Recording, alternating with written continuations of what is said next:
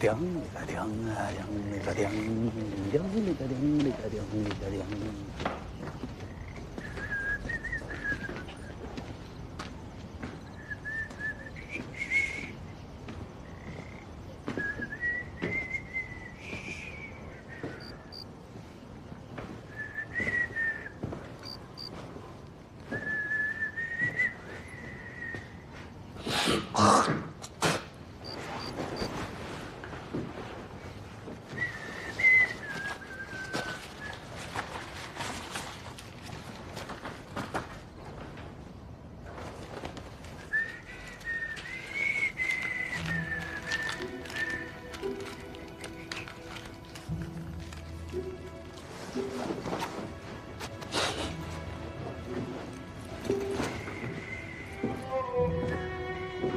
老板，哎，接个活。哦，哎，谢谢啊。哎，老板，哎，你看看这有电，你咋它就没电了呀？谁不说呢？你今天晚上就我们这一周停电，晚上准备关门了。哦，看看，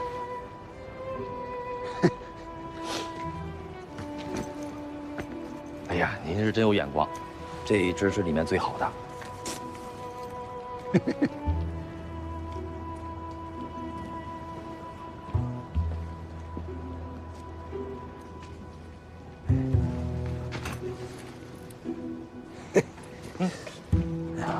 老板呀，哎，这个多少钱？这个10块钱。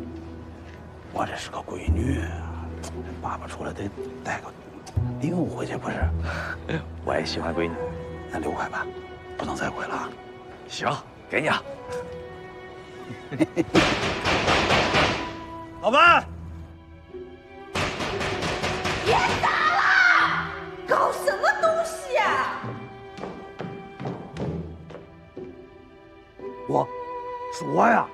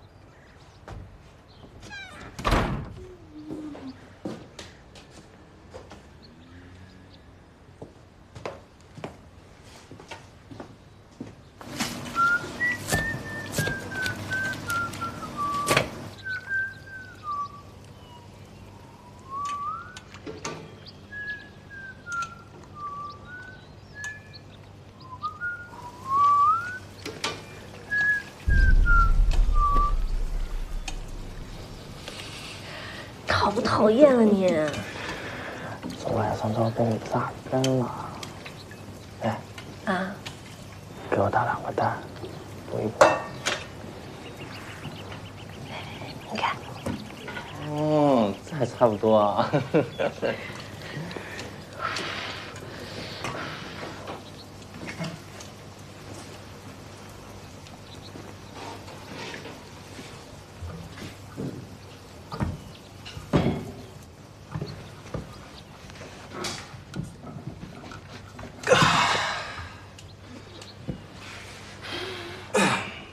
那个老板2口子怎么不过来煮饭的？可能还在睡觉呢吧。老板的事情我哪能管得着嘛？百万夜班都让你上了，我得跟卞老板提一下，给你涨工钱啊。那你就跟他讲啊。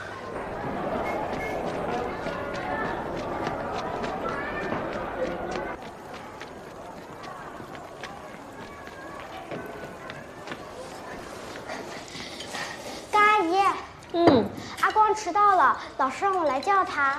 行，去吧。来，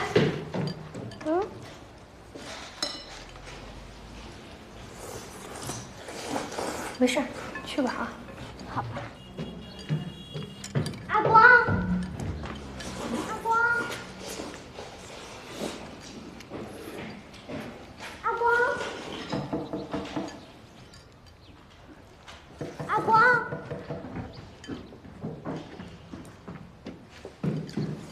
没人呀。怎么会呢？我去叫。快点吧，老师不高兴了。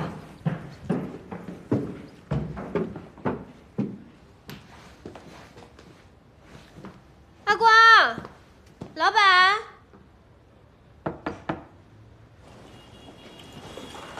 老三，你小子有点欠揍。昨天晚上怎么说的？我和阿哥等了你一夜。妈，幸亏你没等，这小子就是站着茅坑不拉屎。我拉没拉你不晓得啊？哎，这什么？这什么？哦，你小子昨天晚上出了不少力嘛。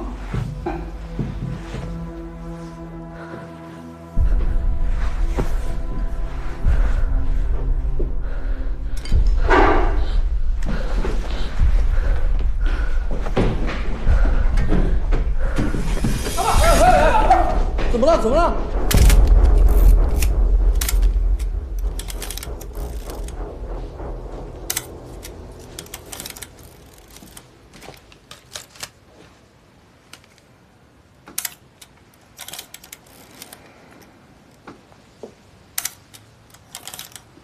杜队，给再来个人掀下被子。别开，别开。别给他堵着，往后退，快走，走，往后退一点，往后退一点。走。小哥、小伟，你们把两头控制住，别让车进来了。行了，都别看了，往后退。哎，警察同志，他这样真的不用去医院吗？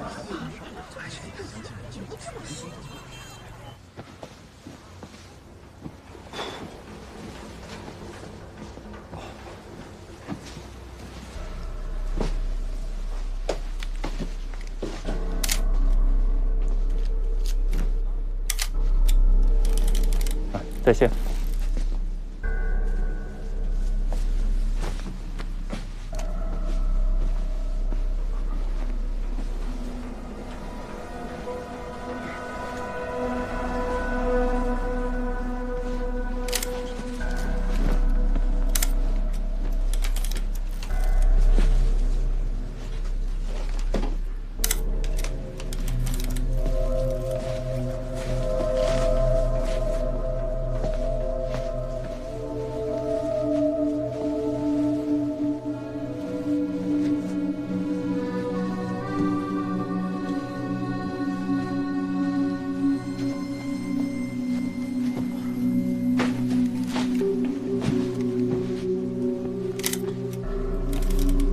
把最后一层掀开。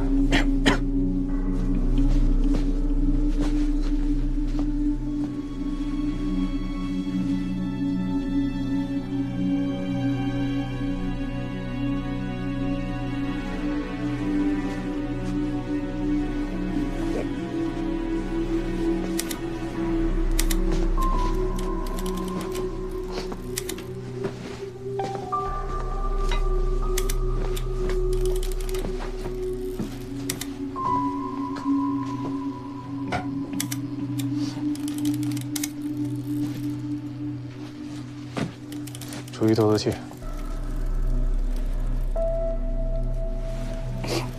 啊，没事。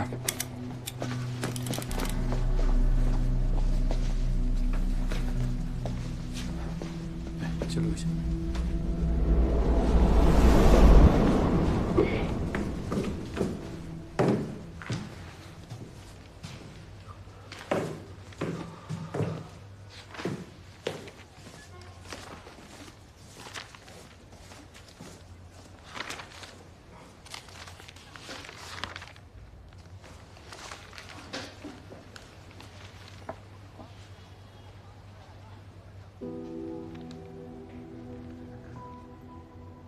怎么还是这样啊？让你做个登记那么难吗？陆警官，我这都是熟客，要通炉做羊毛的，鲁东收收成的，都是认识的呀。而且我老公就不会写几个字了。我会写很多的。你会写？爷爷的名字叫卞福，我的名字叫卞明光。我长大以后也要当警察。哎呦，好孙子，就是一块不走私烂表，非要带。少扯那些。你只要提醒你爷爷，把来住店的客人的名字都记下来。你长大就能当警察。我过2天过来检查，如果你还不登记，我就罚你款。好好，一定登记，一定登记啊！怎么？猜猜？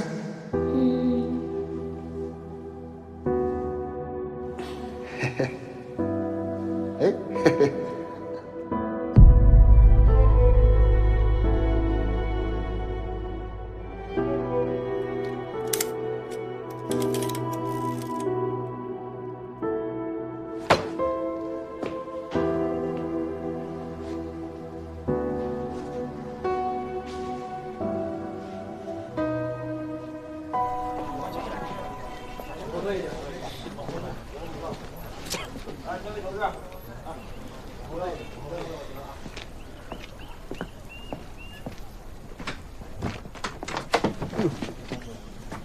不好意思啊。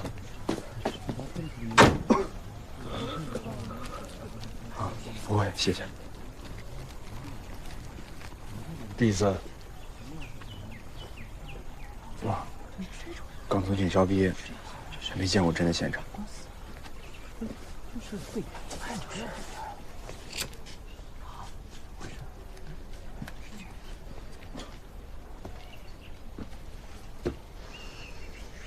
别说你，我在上校生活30多年，干了10多年民警。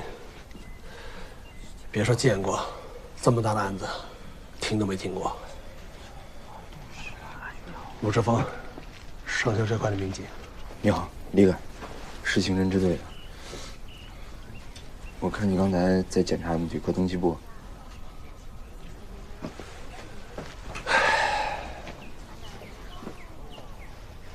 我前2天才打过招呼，让老板一定要做旅客登记，他就是不听。如果是有预谋作案，就算登记也不会写真名的。也可能是临时起意啊，在这住了2天，如果不是故意计划作案的话，入住第1天就很可能用真名登记了。这目击者挺多的。那旅店那毛家3兄弟和那个女服务员不都见过凶手吗？这个女服务员和嫌疑人打那么多次照面，硬是记不住他们长什么样。这每个人的记忆能力也不一样，而且他一开始也不知道那2个人就是凶手。哎，鲁哥，鲁哥，哎，别往里凑，绝有秩序。是不是老板杀了老板娘？不了解情况别瞎说。我怎么不了解情况？我昨天来抓赌的。老板娘找我举报的，说她男人在楼上私开赌场。你们是在便街抓的赌？对啊。进来。这赌子可不小啊。是，我已经上报了。我想跟你不和嫂子最近忙嘛，我就没有跟你细说这个事情。这个2楼203住着2个人，你抓赌的时候看见了吗？哎，看到了。你见过？见过啊，我还和他们打过照面，问过话呢。那老板说他俩没赌嘛，我就没有管呀。啊，他俩杀的。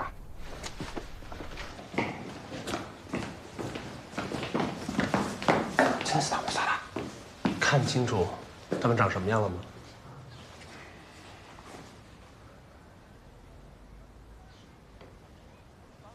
高一点的那个，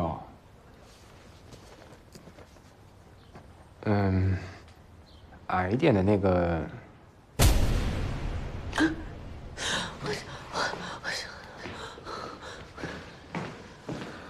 你是想起什么了吗？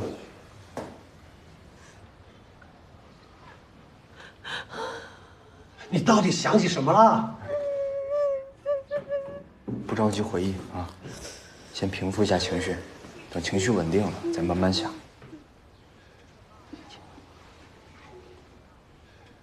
你可别说了，什么话？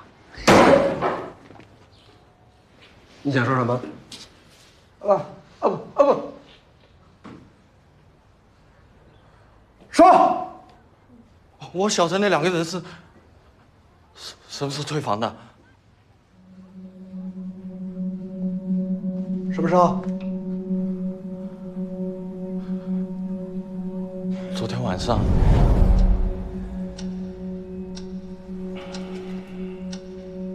阿三，你搞快点了，人家是按时间算的，你可是收了钱的喽。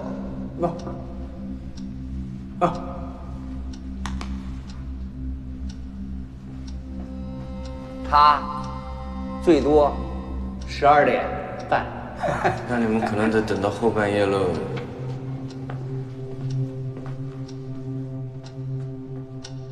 我下楼的时候，12点过2分，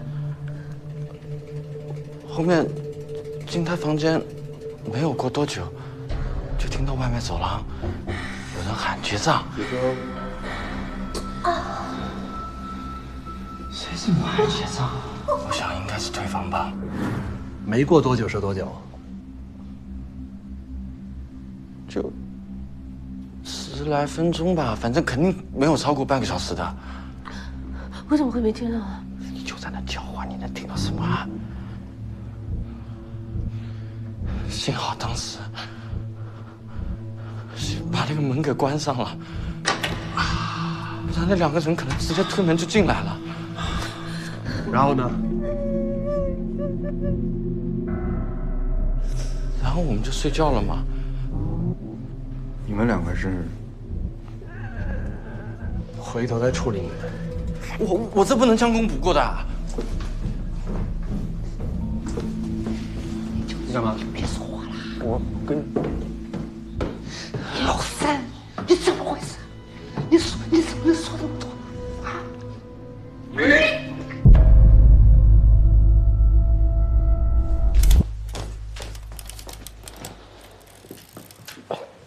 不对，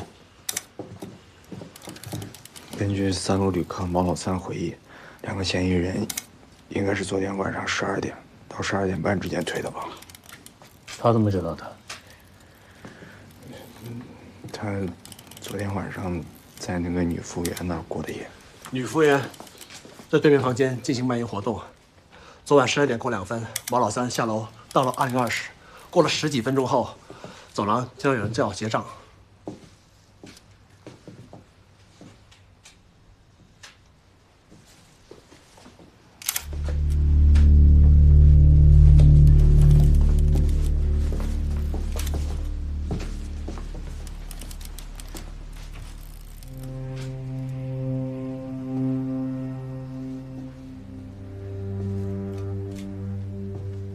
部队，帮忙翻身。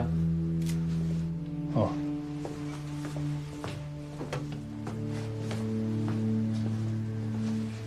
你记录。我来吧。尽量比这处多的位置抓完了。1、2、3。好，好。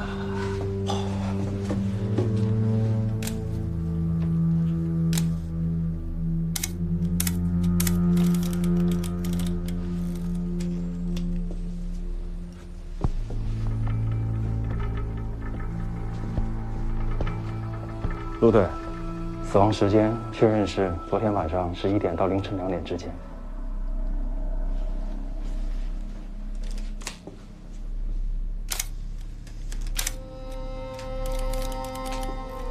等等。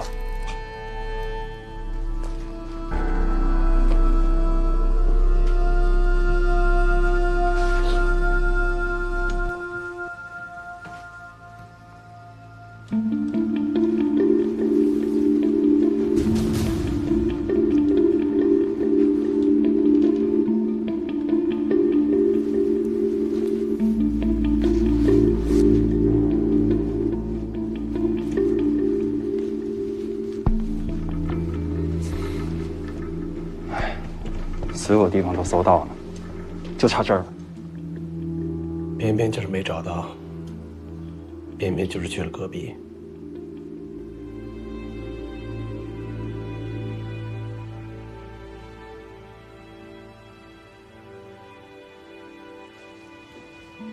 方委图。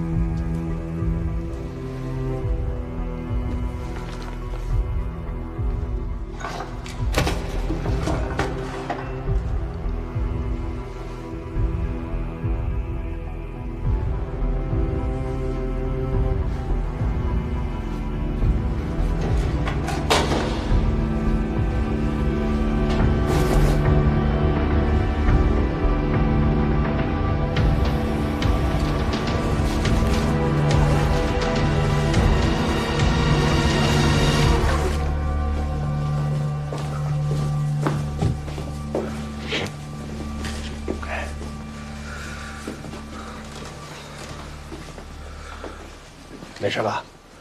啊，没事。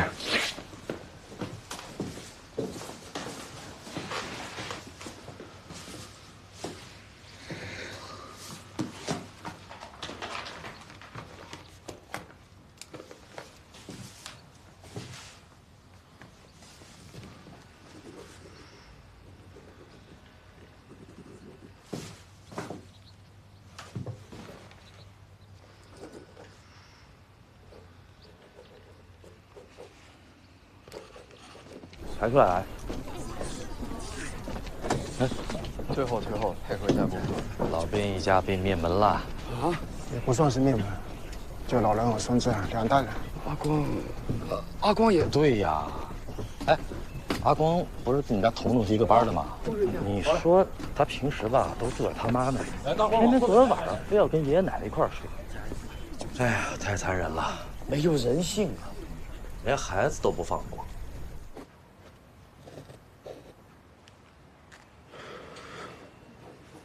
怎么样？差不多了。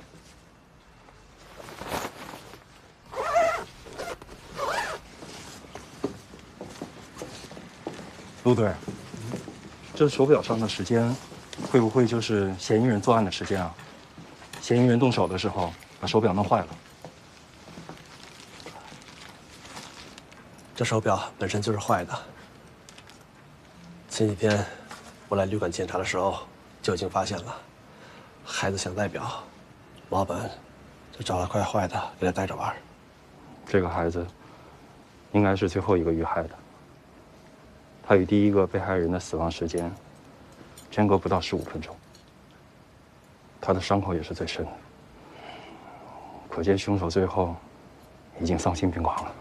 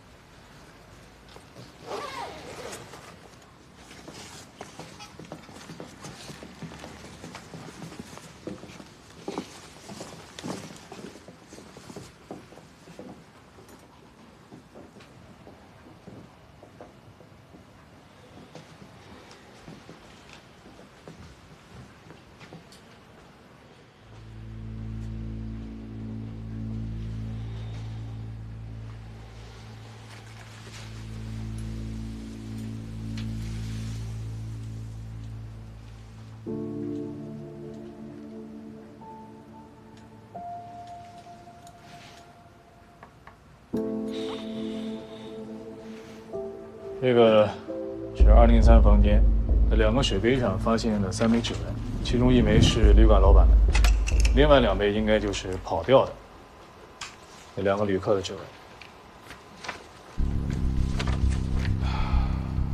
地上的烟头是盛唐牌香烟，只在皖南地区出售，这是一个重要线索。很可能2个人刚从皖南来上秀，身上的烟应该还没抽完。这是在201房间的一条裤子上面找到的鞋印，啊，纹路很特殊，是一枚比较少见的鞋印。根据所有现场情况推测，作案过程如下：2个凶手的本意是劫财，他们先杀害了203房间同屋的鲁东旅客吴锡高，翻找了他挂在床边的衣服、裤子以及床底下的包，之后去201房间，以结账为理由，将老板便服诱骗至203房间进行逼问，杀死便服后，再次返回201房间，再次行凶，继续翻找财物。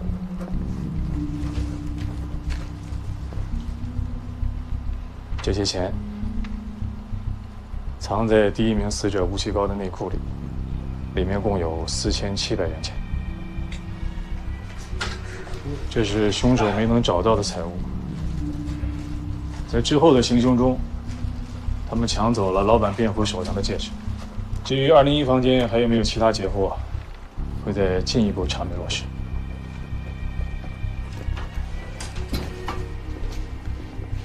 画像专家来了没有？到了。专案组就近在上秀丝绸厂协调了临时用地，主要目击者都已经召集过去。至于死者家属方面，还在持续问话，寻找任何可能是仇杀的线索。根据这个案发现场的情况来看啊，这起案件有随机性、偶发性。我们可以侧重人力，明确凶手信息，详细的了解每一个目击者，准确的画像将是我们这个案子重要的突破口。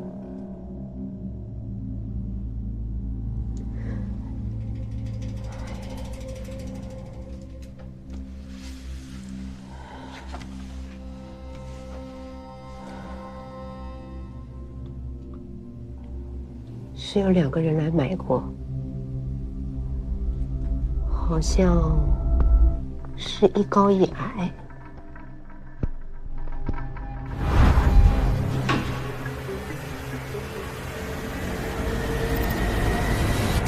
人跟你买榔头绳索，人长什么样你也不看看，卖砍刀和卖邮具的都有呀。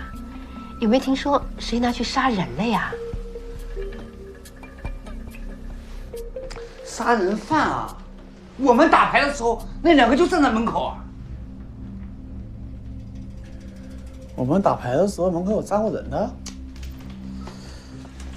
还在你后面那个床上坐了很久啊。老卞，还问他们2个要不要上桌玩2把，你真的不记得了？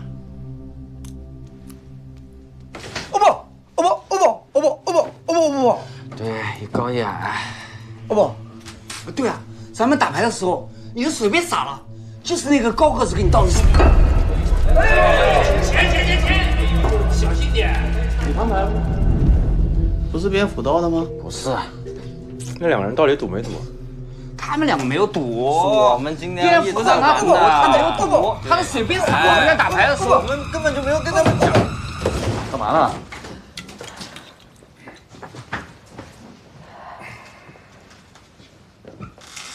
大家耐心一点啊，不要相互交流，不要相互影响。谁先来？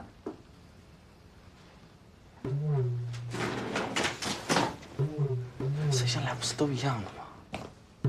安静点啊！你和他们打过几次照面？就头天晚上见过1次。我们当时在打牌，他们2个就上来凑热闹。晃了一眼嘛，就下去了。现在想想嘛，他们有可能在打那个桌子上钞票的主意啊。我那眼睛直勾勾的。什么样的眼睛？眼睛不都是圆的吗？不，他说是鱼泡眼睛，这是不对的。你见都没有见过，别瞎说。我一直在回想，我已经想得8、9不离10了。高个子是长方脸，长中带方。矮个子是圆脸，没有圆到饼啊。那五官呢？主要是那个高个子啊，他低着头，帽子一直挡他的脸，我实在是看不清。那你还记得他那帽子是什么样吗？都没戴帽子吧？他那个帽子啊，那个图案是方格的，鸭舌帽，蓝色的，这一点我是可以确认的。你还记得那个没戴帽子的那个人的发型有什么特征没有？矮个子头发有点自来卷的。我们得说的是一样的才有用。不，你能不能让我看一眼你画的什么？你是跟他们见过最多面的，他们在旅馆住了2天，你肯定是不止1次看清楚过，所以不着急啊，我们慢慢想。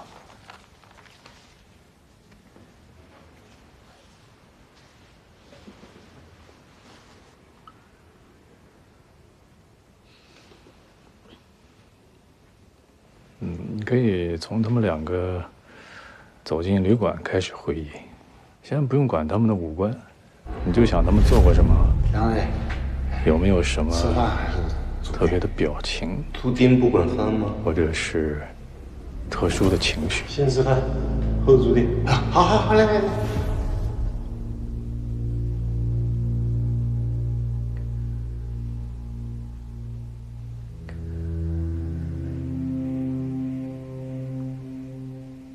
前天晚上，他们到店里面说先切饭后煮定，我就给他们点菜。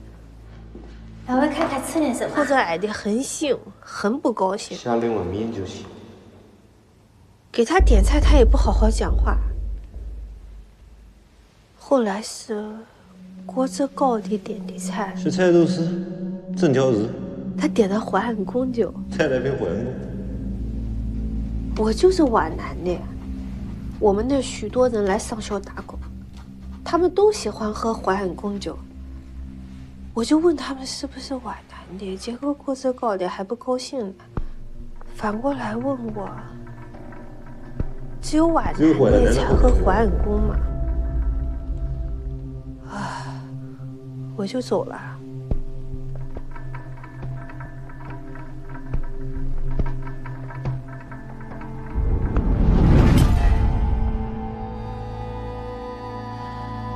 他们两个啊，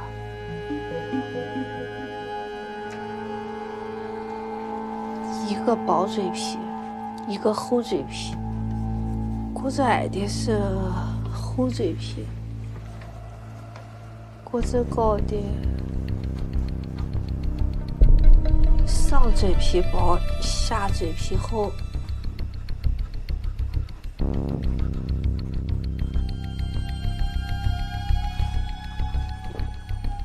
很好，鼻子呢？有没有什么具体的印象？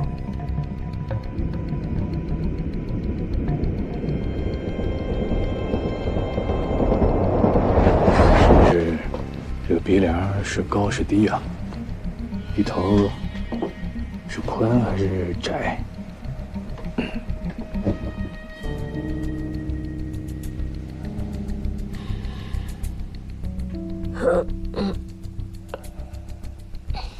个子矮的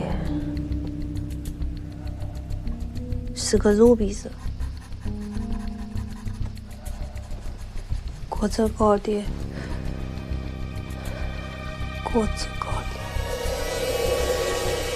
鼻子细长，还很挺。眼睛呢？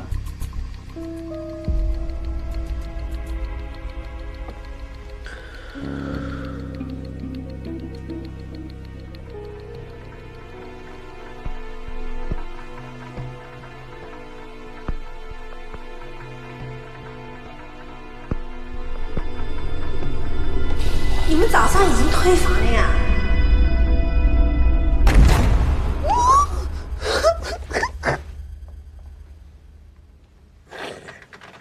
他这个眼睛被帽子挡住了，我实在是没有看见。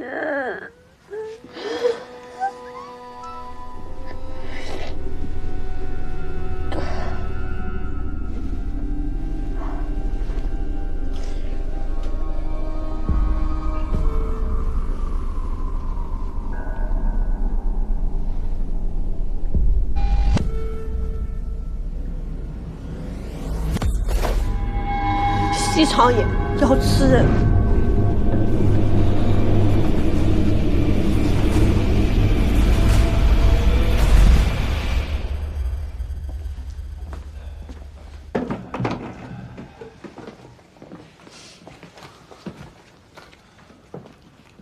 来，杨伟，进来看一眼。哦不，像，特别像。确定？有9分像了。应该是像的，至少这个蓝色格子鸭舌帽，我是可以肯定的。张江老师，辛苦了。来，下一位了。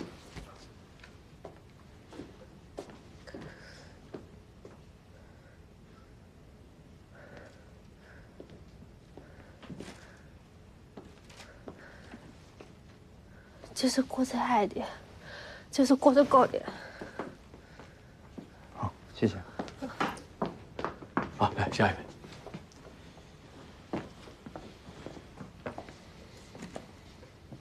哦，是这两个人啊。那我应该是有印象的。你不着急，再好好想想。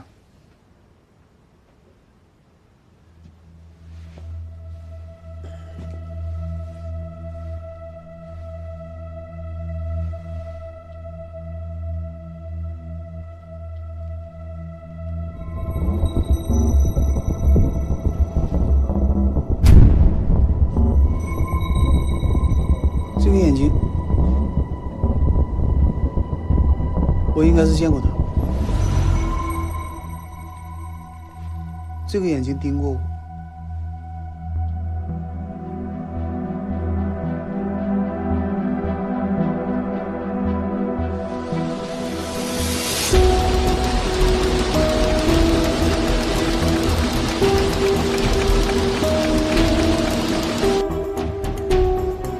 哎，报警电话怎么是6位数啊？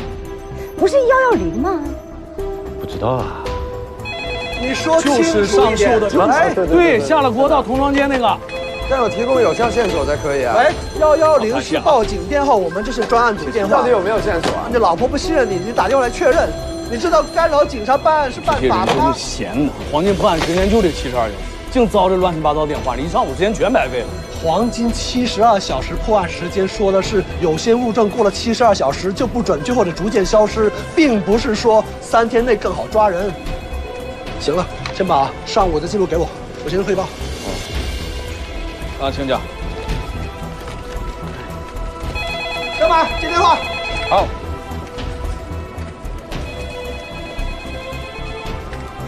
哎，喂，你好，专案组，在哪？什么时间？啊，谢谢你的线索。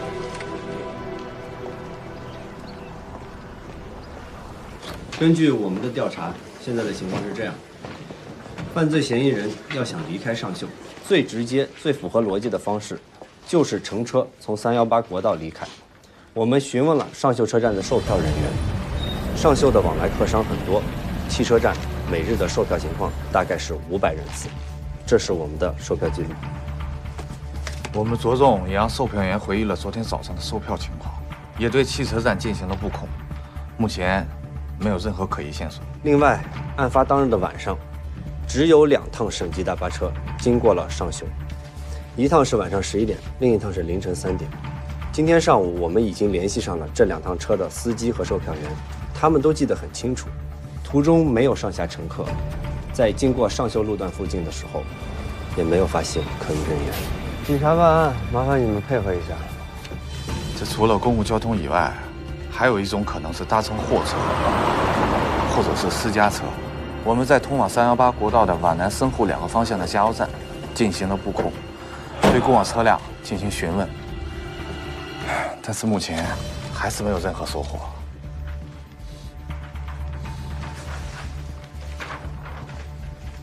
除了乘车之外，我们也考虑了嫌疑人步行离开的可能性。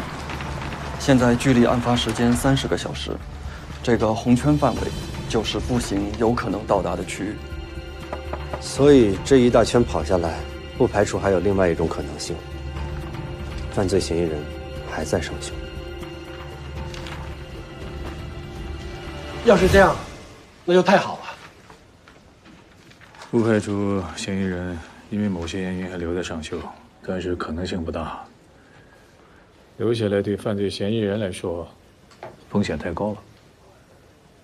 小鲁啊，你们热线电话那边情况怎么样？电话打进来特别多，有问案情的，有问悬赏的，您看一下。真正有用的线索一个都没有。群众关心是件好事情，但是要慎重鉴别群众提供的线索，不能有疏忽和遗漏。明白。你们几个也是一样的啊。调查的全程当中要带好画像，多借助群众的力量。明白。笨子，你跟小龙继续盘查周边村落。好的，陆队。阿伦，去残次车间准备一下。是。那我去铁通那边。陆队，这是要扩大搜索范围吗？我对上秀这一带特别的熟悉。小鲁啊，来。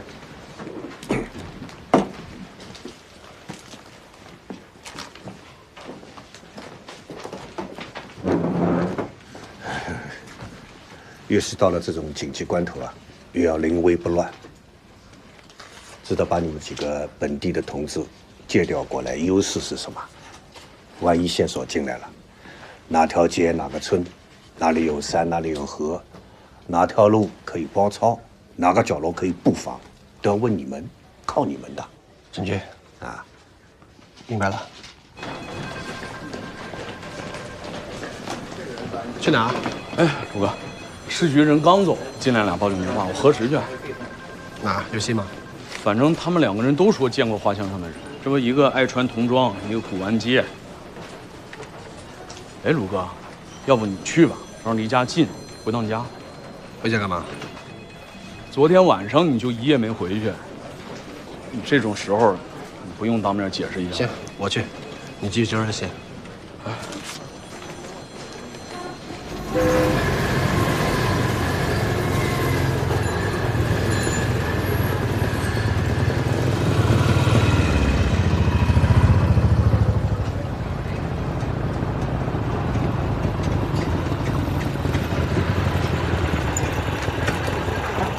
李敢，哎，陆哥，你干嘛呢？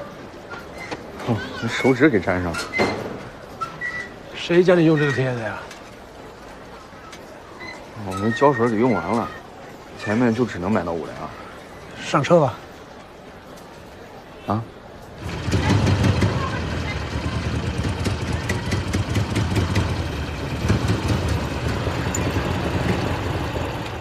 来来来，里边请，里边请啊！是我打的电话啊。这有水吗？水？哎呦，这，哎，亮亮，快拿点水给警察同志冲一下。哎，这怎么弄的？这是？说吧，什么情况？哦，是这样啊，之前呢有一个客人来我们这里拿货，之后呢就联系不到了。今天我在外面看到这个通缉令，吓了我一跳啊，长得真是太像了，而且时间呢也差不多。我在想，是不是杀完人之后他藏起来了？就一个吗？一个。左边还是右边的？右边这个。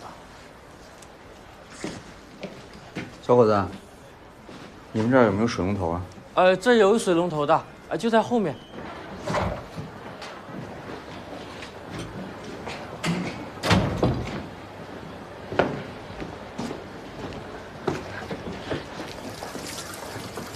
这个没事，我用这个就行。好。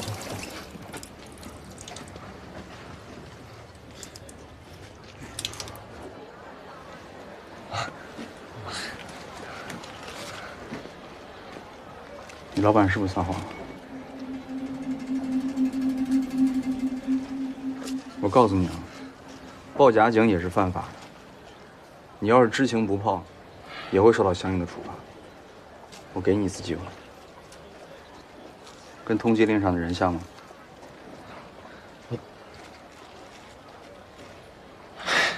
一点儿都不像。那人是个女的。这顶鸭舌帽什么颜色还记清楚吗？鸭舌帽当时好像是没有戴的，至少来我们店里是没有戴的。出来一下。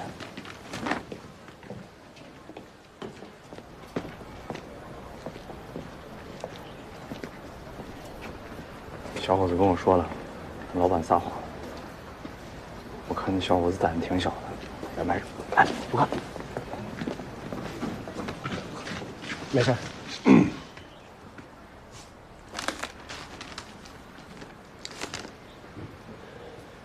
你再好好想想，你说的人跟这纸上的像不像？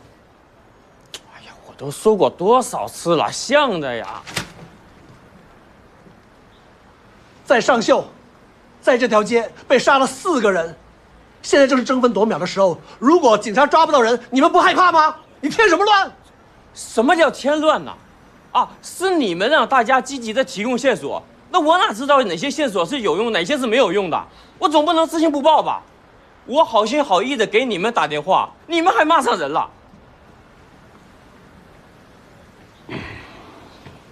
行，我最后问你一次，你说的人和通缉令上的到底像不像？像。真的像吗？不像吗？再来一遍。炒一个小菜肉丝，整条鱼，再要一瓶淮安贡酒。哎，我说的像的不是这一个。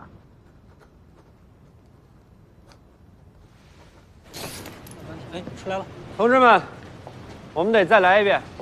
还要搞一遍？那那耽误麻烦你们按照刚才的顺序再排一下队。来，搞快点吧，搞快点吧。感谢大家的配合啊！警察同志，我还有好多事情没干。辛苦一下，辛苦一下，来。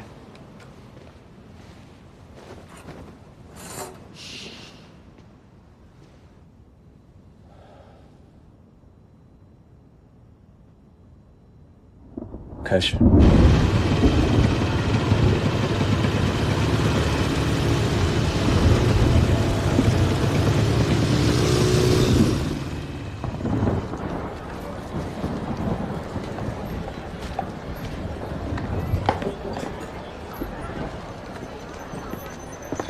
文文博，是你打的举报电话？怎么是你过来的呀？哎，婉俊他一个人，他能忙得过来啊？这么大的案子，有什么办法？文文博，从小看我长大的。昨天下午啊，有2个人在这边逛街，看到我这个摊子上都是戒指啊，哎，就跟我问价来了。戒指？啊，就是这些，然后他们就问我晚上收不收摊，几点出摊。他们不像是要买的，更像是要卖的。我当时呢也没当回事情，直到今天中午啊，看到你们贴出来那个通缉令，吓了我一跳。这2个人啊，跟那画像上长得很像，哎，一高一矮，2个外地人，我就马上给你们打电话了。您看一下，哪个高哪个矮？这个高，这个。哎，虽然没有戴这种鸭舌帽子嘛，但是就是这么瘦，尤其是这个眼睛啊，黑眼圈子，太像了。就这个，你也有印象吗？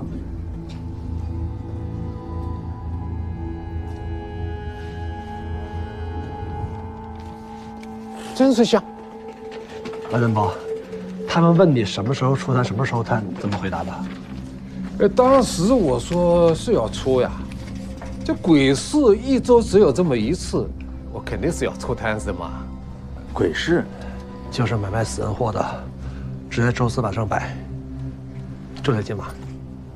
准确的讲啊，就是每个周4的亥时出摊，丑时要收摊的。这个老话常讲，死人身上带的那个，往活人身上套，你觉得吉利吗？哎呀，你不用害怕，这些都不是，这些不是的。那编辑老板的戒指不就是？文文博，今晚上还摆摊吗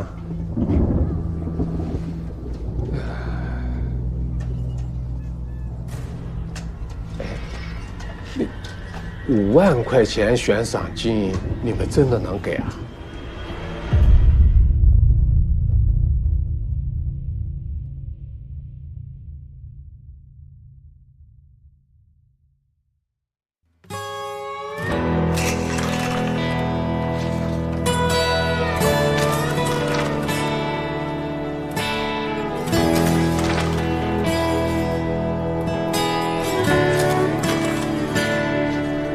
望不穿，时代风沙路漫漫，夜太暗，谜底残留在昨天，看不穿，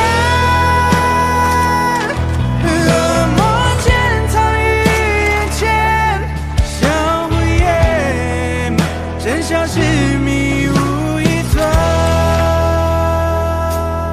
我在深渊之处，向着黎明堂。我的信念是天上落下的光。我老了，在时间里画着瀑布，我倒想我的兄弟会跟上。